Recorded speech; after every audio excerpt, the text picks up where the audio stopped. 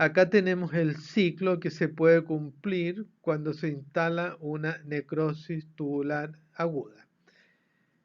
En la figura A de la diapositiva tenemos una estructura normal del túbulo en un corte transversal y ahí pueden ver ustedes las bombas de sodio que se encuentran en la membrana vasolateral y en el lumen tenemos la estructura del borde en cepillo que representa la superficie funcionalmente más eficaz para la reabsorción.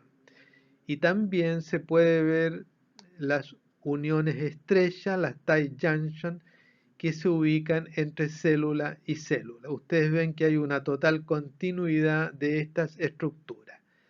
Si tenemos un proceso de isquemia y reperfusión, por ejemplo, ya la menor provisión de ATP nos va a alterar estas estructuras. Y ustedes ven en la figura B que ya desapareció el borde en cepillo.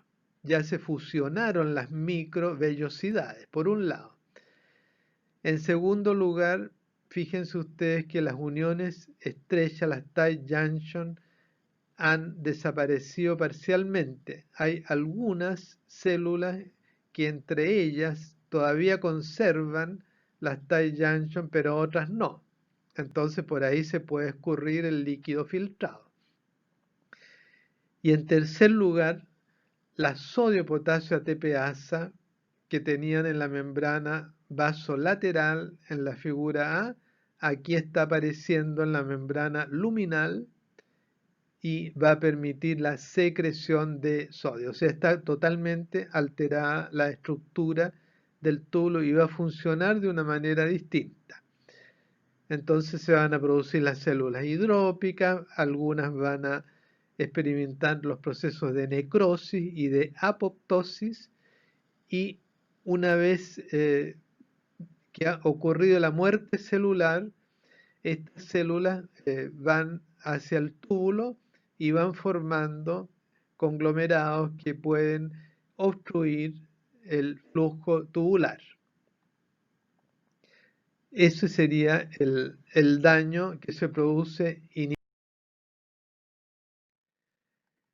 Pero esto está dentro de un contexto que tiene varias etapas que ustedes tienen acá en este gráfico que presenta la falla desde el día 0, en que tenemos una estructura en la parte superior totalmente conservada del epitelio del túbulo renal. Después viene la injuria celular y tenemos el mecanismo de iniciación. Ahí ya se ve que las células tubulares perdieron el borde en cepillo.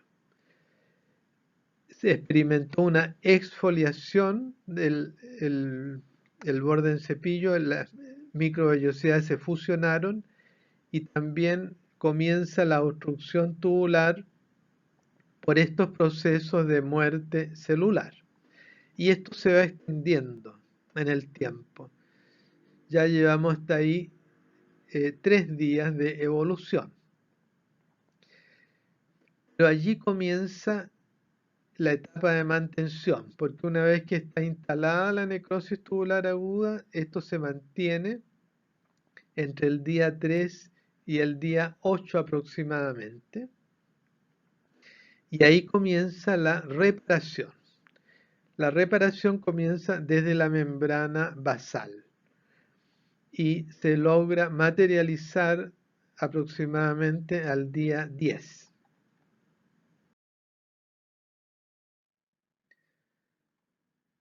Veamos qué ocurre con las células en el ciclo completo. En la parte superior izquierda está el epitelio normal. Luego tenemos la experimentación de una pérdida del borde en cepillo. Luego se produce necrosis y apoptosis, con lo cual se pierden células, que estas células van a obstruir también al lumen tubular. y una vez que ya se ha mantenido la necrosis tubular aguda, tenemos en la parte inferior que a partir de la membrana basal comienzan a regenerarse las células del nuevo epitelio tubular. Pero cuando recién se forman estas células, son células aplanadas, que no tienen la estructura columnar que tienen las células originales, que tienen poca superficie para reabsorber y que tienen que ir experimentando una diferenciación y proliferación. Y mientras ello no se produzca, no van a tener la misma capacidad para reabsorber. Aunque filtre el fluido, no va a poder ser reabsorbido en la misma forma.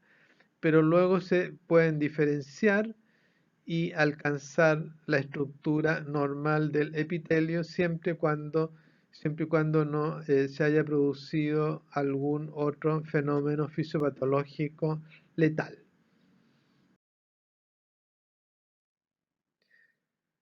¿Qué alteraciones están en juego cuando nos estamos enfrentando a esta patología, a una falla renal aguda? En primer lugar, tenemos el balance positivo de sodio y agua.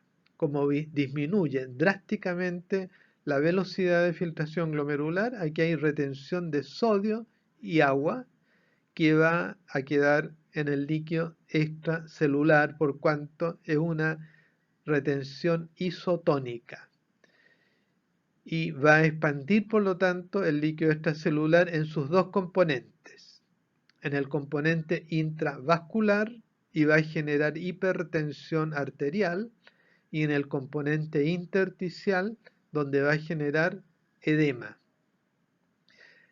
Enseguida, esta hipertensión arterial va a ser un factor que aumente la poscarga, que va a impedir el vaciamiento de sangre del ventrículo durante el sístole, porque se va a oponer como un factor de resistencia, un aumento de la poscarga. Y esto puede llegar a producir una insuficiencia cardíaca que se evidencia desde el punto de vista semiológico en un ritmo de galope, un ritmo en 3 tiempos que se puede auscultar en el funcionamiento cardíaco. Enseguida este líquido que no pudo ser expulsado adecuadamente por el ventrículo va quedando hacia atrás a nivel de la circulación pulmonar y se va a producir un edema pulmonar agudo. También va a haber acidosis metabólica porque el riñón no está excretando los ácidos fijos y una consecuencia pero extremadamente importante es que vamos a tener un balance positivo de potasio y esto junto con la acidosis metabólica que va a determinar un mecanismo compensatorio por tamponamiento intracelular, ambos factores van a contribuir a una hipercalemia. Y la hipercalemia, en este caso, puede subir de una manera muy importante y puede ser potencialmente letal, ya que se va a provocar arritmias cardíacas y eventualmente un paro cardíaco. ¿Qué hacer ahora para manejar estas alteraciones hidroelectrolíticas? Bueno, en primer lugar, desde el punto de vista dietético, tenemos que restringir drásticamente el aporte de sodio para no exacerbar el balance positivo de sodio y de agua, controlar el balance de potasio de una manera muy especial. Esto se puede hacer, bueno, naturalmente manejando el balance, restringiendo también los ingresos de potasio, pero eso puede ser en forma más tardía. En forma más precoz tenemos que manejar la distribución. Y para manejar la distribución podemos, por ejemplo, controlar la acidosis con bicarbonato de sodio. Rápidamente el pH puede subir y eso va a provocar un influjo de potasio con lo que la calemia desciende rápidamente. Lo mismo se puede lograr con glucosa más insulina, porque la insulina activa la sodio-potasio ATPasa y el potasio ingresa a la célula y se da con glucosa para no provocar una hipoglicemia. Régimen sin potasio, pero también podríamos aumentar los egresos de potasio con una resina de intercambio cayexalate que se puede dar por vía oral o por vía rectal a través de un enema, ya que esta es una resina no absorbible en el intestino, pero que puede fijar el potasio y eliminarlo. Y también se puede proteger el miocardio con gluconato de calcio, ya que la elevación de la calcemia es capaz de revertir los efectos cardiotóxicos de la hipercalemia.